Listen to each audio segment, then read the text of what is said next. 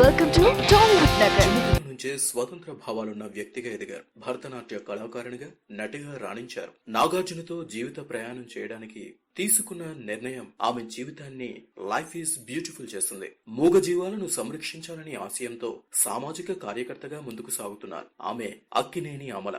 అమల పూర్తి పేరు అమలా ముఖర్జీ. కోల్కతాలో జన్మించారు. తండ్రి నేవీలో పనిచేసేవారు. చిన్నతనం నుంచే స్వతంత్ర భావాలున్న వ్యక్తిగా అమల ఎదిగారు. 8 ఏళ్ల వయసులోనే నాట్యం నేర్చుకుంటానని ధైర్యంగా తల్లితో చెప్పారట. అలా ప్రముఖ భరతనాట్య కళాకారునికి రుక్మిణీదేవి అరండల్ స్థాపించిన కళాక్షేత్రంలో ఫైన్ ఆర్ట్స్ లో భాగంగా భరతనాట్యంలో డిగ్రీ చేశారు. చిన్నతనం నుంచి నృత్యంపై ప్రేమతో పాటు మూగజీవాల పట్ల జాలి చూపడం కూడా అలవాటయ్యింది. అమలకు 6 ఏళ్ల వయసున్నప్పుడు ఇంటి వద్ద ఓ కాకికి దెబ్బ తగిలి పడి ఉంటే ఇంట్లోకి తీసుకొచ్చారట.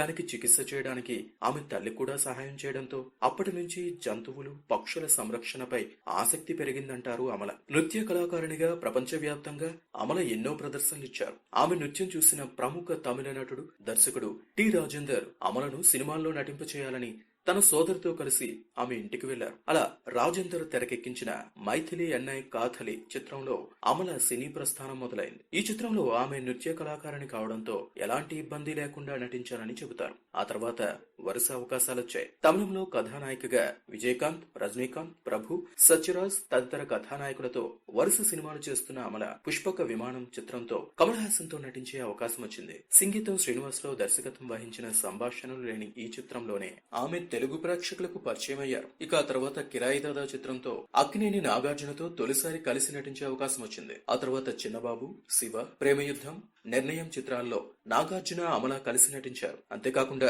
రక్త తిలకం, అగ్గిరాముడు, రాజా విక్రమార్క, ఆగ్రహం అమల నటించిన తెలుగు చిత్రాలు. ఇలా తమిళ, తెలుగు, మలయాళ, కన్నడ, హిందీ భాషల్లో ఆమెకు సుమారు 50కి పైగా చిత్రాల్లో నటించారు. వరుస చిత్రాలతో బిజీగా ఉన్న సమయంలోనే 1991లో నాగార్జునతో కలిసి అమల నిర్ణయం సినిమా చేశారు. వీరిద్దరి కాంబినేషన్ లో ఇది 5వ చిత్రం. సినిమా పూర్తవగానే నాగార్జున వచ్చి మనం పెళ్లి చేసుకుందామని ప్రతిపాదన తీసుకొచ్చారట. నాగార్జున అలా అడుగుతారని అసలు అనుకోలేదని, అయితే ఇద్దరం పరిణితితో ఆలోచించి నిర్ణయం తీసుకున్నామని చెబుతారు అమల. అలా 1992లో అమల నాగార్జున వివాహం చేసుకున్నారు. ఆ తర్వాత సినిమాకు దూరంగా కుటుంబ అనుబంధాలకు దగ్గరగా ఉంటూ వచ్చారు. దాదాపు 20 ఏళ్ల వరకు అమల సినిమాల వైపు కన్నెత్తి చూడలేదు. 2012లో శేఖర్ కమల దర్శకత్వంలో వచ్చిన లైఫ్ ఈజ్ బ్యూటిఫుల్ సినిమాతో మళ్లీ వెండి తెరపై తలుక్కుని మెరిశారు. ఈ సినిమాకి గాను ఉత్తమ నటిగా సినీ మా అవార్డును కూడా అందుకున్నారు. చిన్నతనం నుంచే మూగజీవాలపై ఉన్న ప్రేమ హైదరాబాద్ కు వచ్చిన తర్వాత మరింత పెరిగిందంటారు అమల. హైదరాబాద్ వచ్చిన కొత్తలో ట్రక్ ఢీకొని ఓ జంతువు గాయపడ్డం